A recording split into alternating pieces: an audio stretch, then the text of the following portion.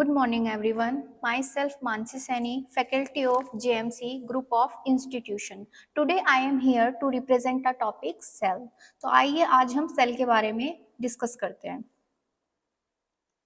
सबसे पहले हम बात करेंगे सेल के इंट्रोडक्शन की। तो the word cell comes from the Latin word cellula which means small room. जो सेल वर्ड है वो कहाँ से लिया गया है? लेटिन भाषा का एक शब्द है सेलुला, जिसका मतलब होता है स्मॉल रूम या लिटिल रूम। ठीक है, अगर हम सेल की एक माइक्रोस्कोपिक स्ट्रक्चर देखें तो हमें क्या दिखेगा? सेल के अंदर बहुत छोटे छोटे स्मॉल रूम टाइप स्ट्रक्चर दिखेगी। सो इसीलिए हमने इसको सेलुला वर्ड से नाम दिया है cell. Next, cell is the smallest unit of the body. It was firstly discovered by Robert Hooke in 1665। Cell हमारी बॉडी की सबसे स्मॉलेस्ट यूनिट है। क्यों? क्योंकि हमारी जो बॉडी है वो किससे मिलके बनी हुई है?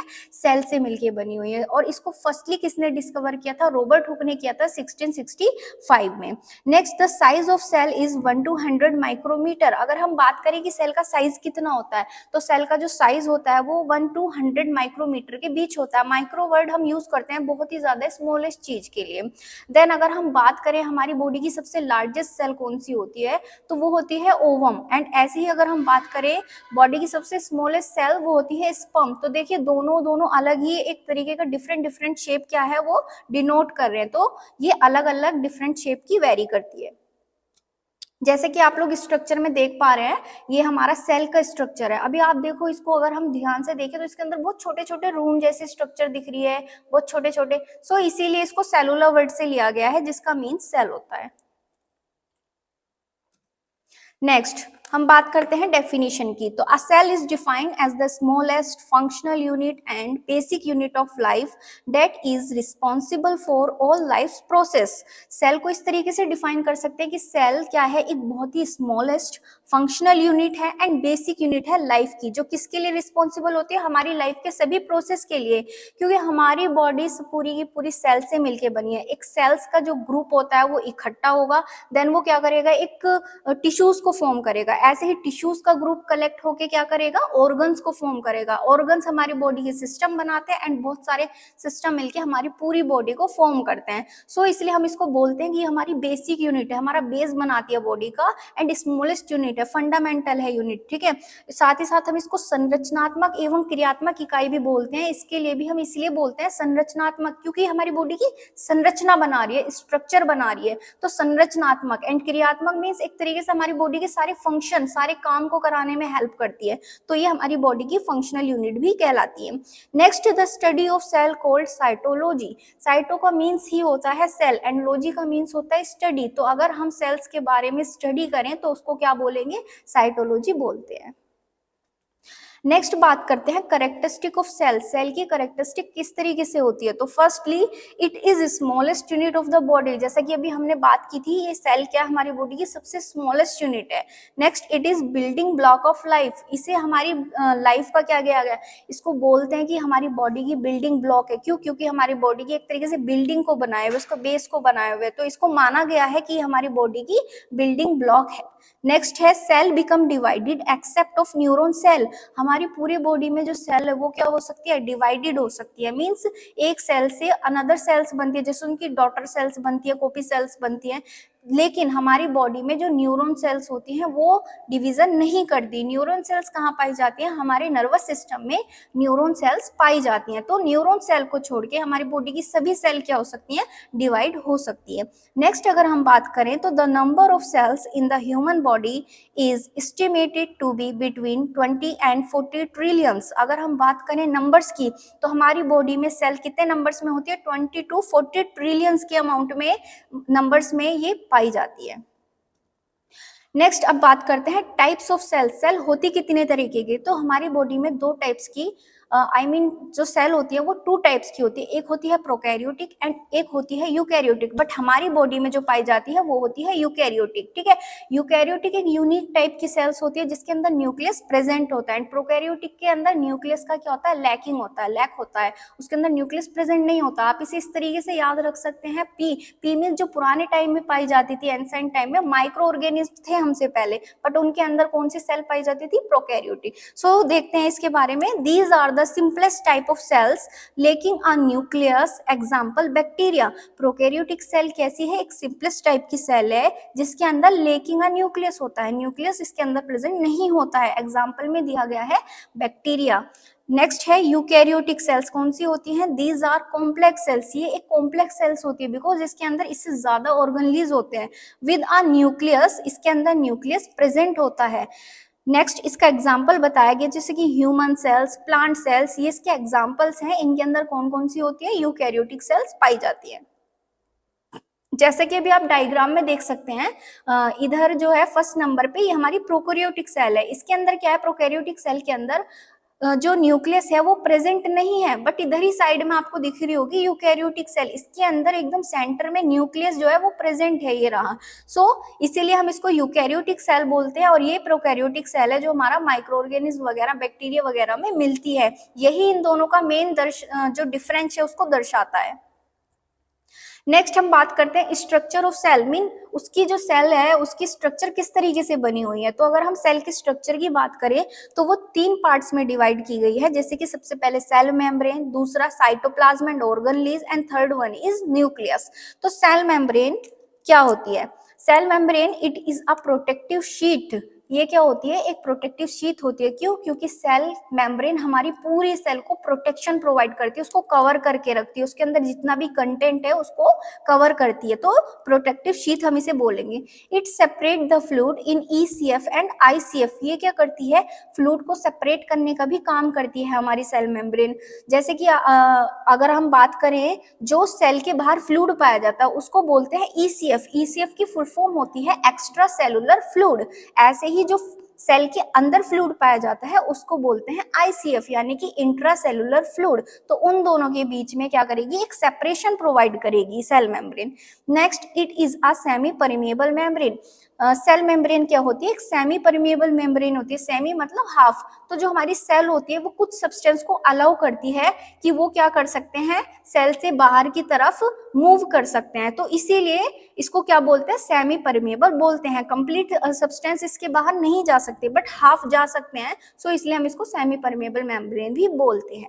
नेक्स्ट पॉइंट की अगर हम बात करें तो cell membrane composed of protein, lipids and carbohydrates, cell membrane किससे मिलके बनी हुई है, प्रोटीन से, लिपिड से एंड कार्बोहाइड्रेट से ये मिलके बनी होती है। ये इसके कंटेंट्स हैं जो इसके अंदर जिससे ये फॉर्म होती है।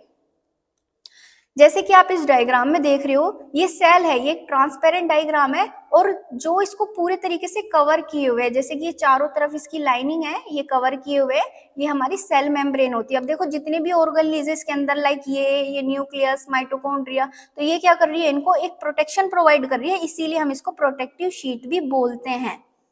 नेक्स्ट है फंक्शन ऑफ सेल मेम्ब्रेन। अब हम बात करेंगे सेल मेम्ब्रेन के फंक्शन, मींस उसके काम क्या क्या होते हैं। तो सबसे पहले देखें तो maintain shape and size of the cell, जैसे कि अभी हमने डायग्राम में देखा था वो उसकी शेप को मेंटेन करे हुए है ना, तो इसका काम पहला क्या है, ये इसके शेप एंड साइज को मेंटेन करके रखते हैं। Next one is it provide protection to the cell, जैसे कि अभी हमने डिस्कस भी किया था, ये क्या करती है, सभी ऑर्गेनलीज को प्रोटेक्शन प्रोवाइड करती है, तो इसका मेन वर्क एक प्रोटेक्शन का भी है।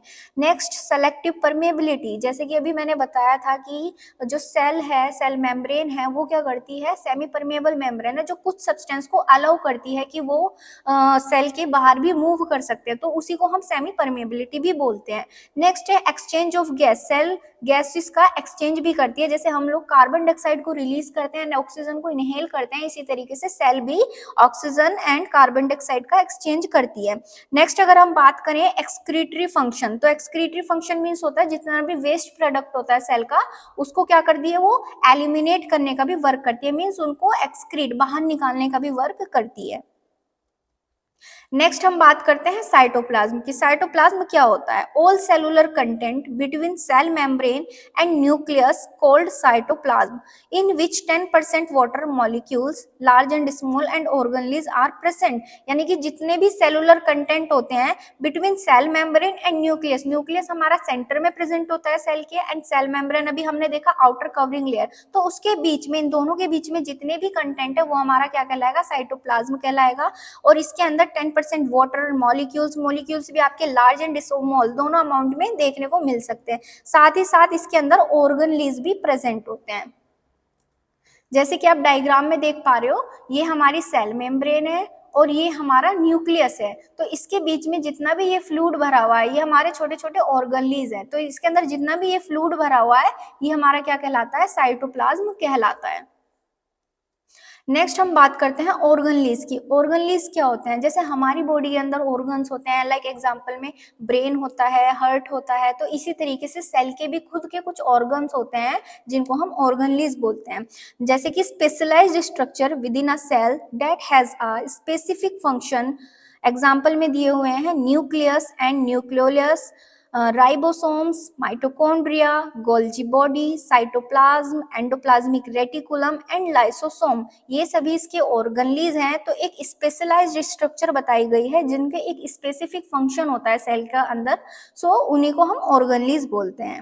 जैसे कि इस डायग्राम में दिख रहा है, यहाँ पे इस स्ट्रक्चर को माइटोकॉन्ड्रिया बोलते हैं। ये भी एक मेम्ब्रेनस स्ट्रक्चर है। ये बीच में सेंटर में हमने अभी बताया था न्यूक्लियस होता है, सो ये सेंटर में प्रेजेंट होता है। इसी तरीके से इसके पास एंडोप्लाज्मिक रेटिकुलम होता है जो कि क्या करता है? न्यूक्लियस से अटैच है। सो ये सभी इसके ऑर्गनलीज हैं, माइटोकॉन्ड्रिया, न्यूक्लियस, लाइसोसोम, राइबोसोम, ये हम डिटेल में देखेंगे अभी। सबसे पहले बात करते हैं न्यूक्लियस की। तो न्यूक्लियस क्या होता है?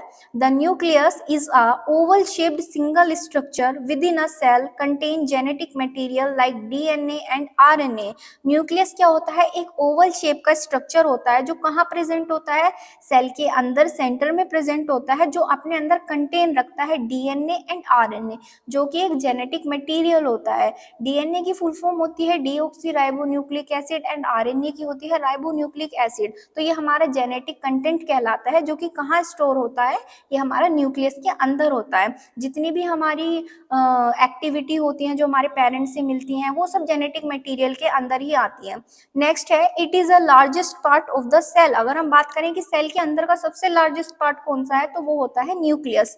Next one is it is present in the centre of the cell. Nucleus कहाँ प्रेजेंट होता है? एकदम सेल के सेंटर में प्रेजेंट होता है। Next one is DNA protein like structure present in nucleus is called chromatin. Nucleus के अंदर जो डीएनए प्रोटीन लाइक स्ट्रक्चर होती है उसको क्या बोलते हैं? उसको क्रोमेटिन भी बोलते हैं। नेक्स्ट, जैसे कि आपको डायग्राम दिख रहा है, ये हमारा पूरा डायग्राम न्यूक्लियस का है। ये एक ओवल शेप की स्ट्रक्चर बताई गई है जो अपने अंदर क्या करता है? जेनेटिक मटेरियल को कंटेन करता है। एंड इसके सेंटर में भी एक स्ट्रक्चर होती है जिसको न्यूक्लियस बोलते हैं, जिसे हम अभी आगे देखेंगे। नेक्स्ट बात करते हैं न्यूक्लियस की। The nucleus is a specialised region within the cell within the nucleus of a cell responsible for ribosome synthesis and assembly. Nucleus क्या होता है? ये एक स्पेशलाइज्ड रीजन होता है न्यूक्लियस के अंदर, जो किस चीज के लिए रिस्पॉन्सिबल होता है? राइबोसोम सिंथेसिस के लिए। Ribosome synthesis and assembly means ribosome के फॉर्मेशन के लिए जो भी प्रोसेस उसमें होता है, वो सब तुम्हारा किस में आता है? राइबोसोम सिंथेसिस में आता है, जिससे राइबोसोम्स फॉर्म होता है, प्रोसेसिंग होता है उसका। नेक्स्ट, अगर हम इसके डायग्राम की बात करें तो ये बिल्कुल न्यूक्लियस के सेंटर में प्रेजेंट होता है। ये जो येलो स्ट्रक्चर आपको दिख रही है, ये किसकी है? न्यूक्लियस की स्ट्रक्चर है। नेक्स्ट हम बात करते हैं फंक्शन ऑफ न्यूक्लियस। न्यूक्लियस के काम क्या क्या होते हैं? तो इसका सबसे पहला काम होता है कंट्रोल सेंटर। जैसे कि हमारी सेल की सभी एक्टिविटीज को कंट्रोल करता है, तो इसलिए हम इसे कंट्रोलर भी बोलते हैं हमारी सेल का। सो इसका काम है सभी चीजों को कंट्रोल करना। जेनेटिक मटेरियल स्टोरेज होता है, जैसे अभी हमने पढ़ा था डीएनए एंड आरएनए, ये क्या कर रहा है? उनको स्टोर करके रख रहा है। नेक्स्ट है सेल डिवीजन, जैसे कि सेल डिवाइड होना, उनके जैसी कॉपी सेल्स, उनके जैसी डॉटर सेल्स बनना। तो सेल डिवीजन में भी कौन हेल्प करता है? न्यूक्लियस करता है, बिकॉज इसके अंदर ही जेनेटिक मटेरियल कंटेन है। नेक्स्ट है RNA synthesis and fifth one is ribosome assembly. तो आरएनए और राइबोसोम दोनों के फॉर्मेशन का प्रोसेस भी किसमें होता है? न्यूक्लियस के अंदर होता है। न्यूक्लियस उसको फॉर्मेशन में हेल्प करता है, उनको बनने में मदद करता है। अब बात करते हैं राइबोसोम्स की। राइबोसोम्स क्या होते हैं? Ribosomes are small complex molecular machines found in all living cells and they play a crucial role in protein synthesis. Ribosome क्या होती है? एक बहुत ही छोटी small and complex molecular machine type structure होती है जो कि हमारी लिविंग सेल्स में प्रेजेंट होती है, और ये क्रूशियल रोल प्ले करती है, मीन्स बहुत ज्यादा अहम भूमिका निभाती है। किस चीज में? प्रोटीन के सिंथेसिस होने में, प्रोटीन के निर्माण होने में ये बहुत ही ज्यादा मेन रोल प्ले करता है। Next, ribosome consists of two subunits, a large subunit and a small subunit. जो राइबोसोम है वो किससे कंसिस्ट है? दो पार्ट से मिलके बना हुआ है, that is small subunit and large subunit. तो these subunit are made up of ribosomal RNA, जिसे आरआरएनए भी बोलते हैं, एंड प्रोटीन. ये हमारी सबयूनिट्स किससे मिलके बनी हुई है? आरआरएनए से एंड प्रोटीन से मिलके बनी हुई है. जैसे कि आप इस डायग्राम में देख सकते हैं, ये ऊपर वाला पार्ट क्या है? हमारा लार्ज सबयूनिट है, एंड नीचे वाला पार्ट हमारा स्मॉल सबयूनिट है. जब ये दोनों आपस में मिल जाएंगे तो इस तरीके से एक स्ट्रक्चर बनाएंगे जिसको हम क्या बोलते हैं? राइबोसोम बोलते हैं. नेक्स्ट है माइटोकॉन्ड्रिया. माइटोकॉन्ड्रिया क्या होता है? Mitochondria are membrane bounded organelle. Mitochondria एक मेम्ब्रेन से बना हुआ ऑर्गनली है. जैसे हमने भी बताया था सेल के भी ऑर्गन्स होते हैं जिन्हें ऑर्गनलीज बोलते हैं, तो माइटोकॉन्ड्रिया भी एक ऑर्गनली है जो मेम्ब्रेन से बना हुआ है. Found in the cytoplasm of eukaryotic cell. जो कहाँ पाया जाता है? साइटोप्लाज्म में पाया जाता है, एंड ये कहाँ होता है? यूकैरियोटिक सेल में प्रेजेंट होता है. Refer to as the powerhouses of the cell. इसे हम सेल का पावर हाउस भी बोलते हैं. क्यों? क्योंकि ये क्या करता है? माइटोकॉन्ड्रिया बहुत ही ज्यादा मेन रोल प्ले करता है पावर सप्लाई में. ये हमारी सेल को पावर प्रोवाइड करता है. नेक्स्ट है primarily responsible for producing energy in the form of adenosine triphosphate ATP. Primarily ये किसके लिए रिस्पॉन्सिबल होता है? एनर्जी प्रोड्यूस करने के लिए. किसके फॉर्म में? एटीपी के फुल फॉर्म में. एटीपी की फुल फॉर्म मेंशन है यहाँ पे एडिनोसिन ट्राइफॉस्फेट. जो इसका रेस्पिरेशन का प्रोसेस होता है उसमें ये बहुत ही ज्यादा अहम भूमिका निभाता है. जैसा कि अभी आप स्क्रीन पे इसका डायग्राम देख पा रहे हैं, ये क्या है? एक मेम्ब्रेन है. ये इसके अंदर मेम्ब्रेन्स है. मेम्ब्रेन से एक स्ट्रक्चर फॉर्म है. जो इसकी सबसे अपर लेयर होती है इसको हम आउटर मेम्ब्रेन बोलते हैं. Outer membrane. इसके बाद ये इनर वाली जो अंदर की तरफ होती है इसको हम इनर मेम्ब्रेन बोलते हैं. और जितना भी इसका ये क्रिस्टी है, मींस इसको क्रिस्टी बोलते हैं. जो जिगजैग लाइक स्ट्रक्चर आपको दिख रही है ये क्या कहलाती है? क्रिस्टी कहलाती है, जिसके अंदर बहुत सारे कंटेंट भी इंक्लूड होते हैं. इसी से हमारा माइटोकॉन्ड्रिया फॉर्म होता है. Outer membrane, inner membrane and cristae, या फिर हम इसे मैट्रिक्स भी बोल सकते हैं. नेक्स्ट अब बात करते हैं एंडोप्लाज्मिक रेटिकुलम की. तो एंडोप्लाज्मिक रेटिकुलम, जिसे हम ER के नाम से भी बुलाते हैं, is a network of membranous tubules and sacs found in eukaryotic cells. ER क्या होता है? हमारा एक नेटवर्क है मेम्ब्रेन का. ट्यूब लाइक स्ट्रक्चर होती है जो कहाँ प्रेजेंट होती है? यूकैरियोटिक सेल में प्रेजेंट होती है. Responsible for calcium storage, protein synthesis and lipid metabolism.